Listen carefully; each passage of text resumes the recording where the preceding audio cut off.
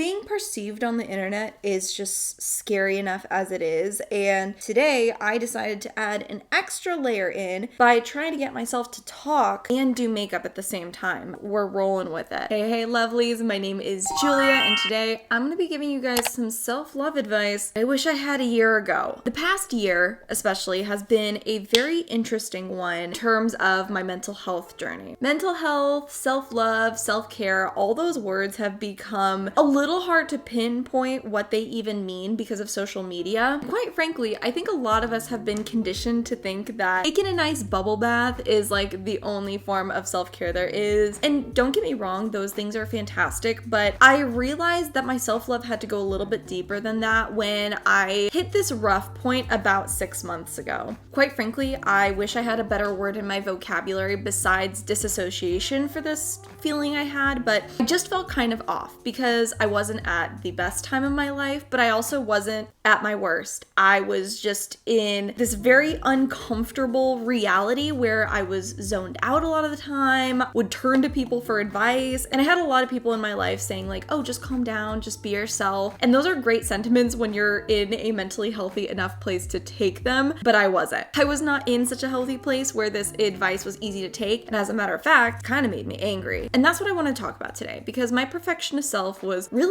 becoming less and less okay over goodness knows how long period of time, and I was ready for change. My first piece of advice is to practice becoming comfortable with making mistakes, just like I'm kind of doing with my makeup right now. Making mistakes with humility is such a good skill to have. If you deal with invasive thoughts right now, you're probably very used to kind of having this voice in your head constantly telling you negative stuff, constantly telling you what you've done wrong, what you need to be doing better. Let's be honest, that voice is sometimes helpful. Those thoughts become invasive when they block you from doing things that you love. Something that helped me a lot was starting a hobby. I know this sounds really lame because like, okay, YouTube is a hobby or TikTok is a hobby, kind of. YouTube isn't really a hobby for me. I mean, it is, but I've started making money on it since I started this channel years ago. So it's kind of an income stream now that I just happen to really enjoy doing and only do in my free time. I want you to choose something that you don't make money or don't seek fame off of. This is actually a piece of advice that I got from this fabulous book called Steal Like an Artist by Austin Kleon. It's a really short read. Like, it's literally one of those books that you give someone as a gift. And it made me realize that my brain is never gonna learn the skills that it needs to feel comfortable with making big decisions, to feel comfortable with challenging situations until I did them in a low stakes environment. The confidence that you get from doing a low stakes hobby far exceeds the reward of just doing something fun or doing something relaxing. It gives you the confidence to battle your intrusive thoughts, which is kind of the secret to making this all work. Another thing too is you're gonna need some time to make self-love work for you. I feel like social media puts us in this really vicious echo chamber where we're just hearing what other people do for self-care, or they're doing like their whole day is basically self-care, and I don't think that's really realistic. So you're gonna want to start easy, merging your self-care with your morning coffee or merging your self-care with brushing your teeth. You can put on music that uplifts you,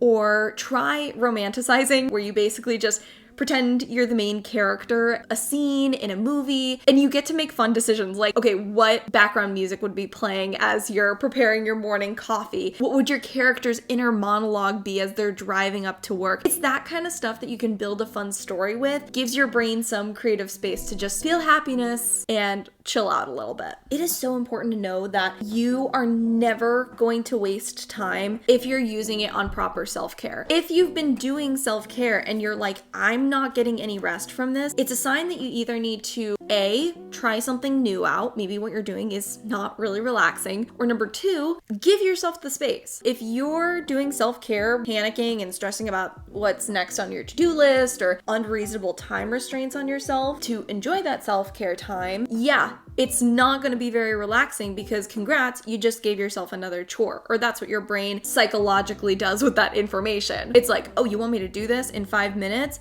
Add that to the mental to-do list. Trust me, you guys, I'm type A as it gets. This one I have personal experience with. But going back to what I was saying before about like perfectionists and what we struggle with on a day-to-day basis. Hold on, I got bronzer out and I wanted to get blush. I was having some issues finding one of my brushes, so on to my next point. Progress is always better than stagnation. You know how I said this video might be helpful for perfectionists out there? As a perfectionist myself, something that I learned over the years is that it's toxic when it blocks you from doing things that you love and value. I think perfectionism can do a lot of good, and I don't want to act like it doesn't. I was making excuses for doing things that I was telling other people were important to me. That made me a lot lazier. I don't know how to explain it, but it just made me lazy. I would think of the disappointment, anger that I was going to feel afterwards rather than the positive experience of just creating stuff. I know, sad. It's sad. But once I realized that I could execute on my ideas, I didn't have to get it all done in one sitting. This helped me out a ton. And it also made me realize that there was no real limit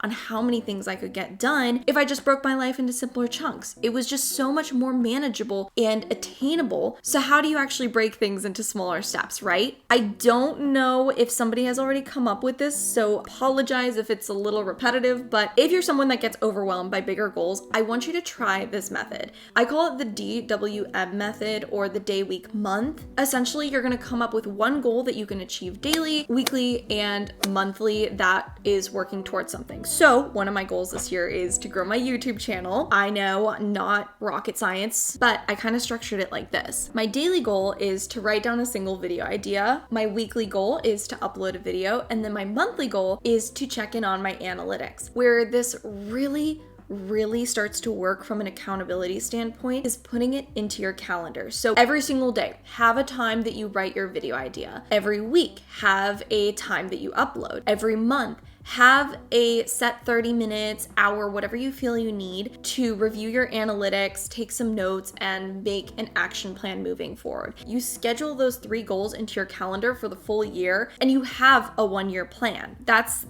what I love about it. And the best thing is that you don't actually have to commit to it for that long. If you achieve your goals sooner or you turn them into a habit, you don't really need that reminder anymore. But I bring this up in a self-love video because I realize that I often feel guilty and take that guilt upon myself when I fail or I don't do as well as I think I could. Self-love is never going to make you feel guilty. Self-love is never going to take away from your confidence. If anything, it should add to both of those things.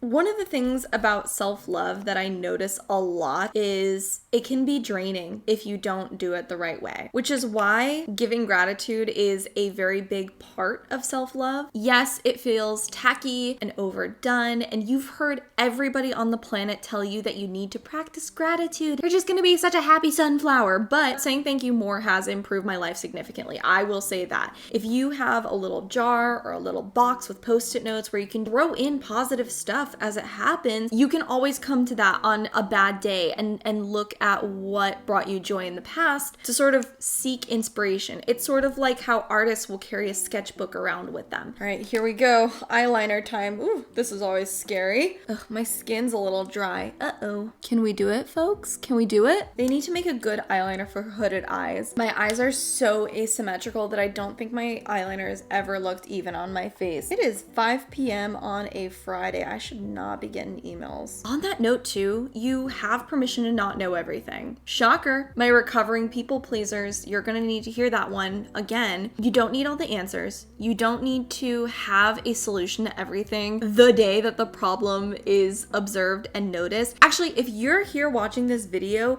that is a good sign in and of itself because it means you have self-awareness. You have a desire to change and improve. You're going to get to a place where you're comfortable with saying no to things that do not uplift you. I know it's easier said than done. I'm gonna pretend I didn't see that. I want to end this video on the sentiment that your time is not wasted or selfish on loving yourself. Even your idols are going to practice self-care. They do a lot of it behind the scenes and in places that you don't necessarily see it. If it helps, you can think about what your favorite influencer, your favorite celebrity, and take inspiration from that. But ultimately, What is most important is doing what feels good for you and what makes you feel loved. So on that note, all right, here's the final makeup look. It's actually kind of pretty. I'm not gonna lie. It wasn't going so great at the start, but I think it's grown on me now, and I definitely want to record another video. I'm just in a good mood now. If you enjoyed it, be sure to like, comment, and subscribe to my channel, and I will see you in the next one. Bye, lovelies.